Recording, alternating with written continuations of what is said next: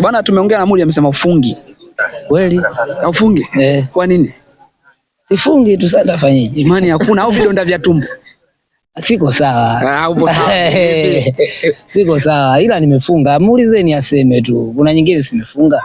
Kwa hiyo nimefunga ndugu yangu. Unachacha. 1 3 5 7 9 ndio hivyo. Lazima udakidanki. Bwana Mudi moja kati ya washikaji zake ambao anaishi nao vizuri ni Tepsi.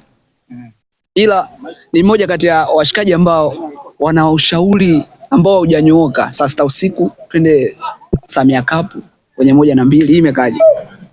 Kwa bahati nzuri bwana, si hatushauriani twende disco wala club. Ila mnashauriana kwenda wapi? Kula,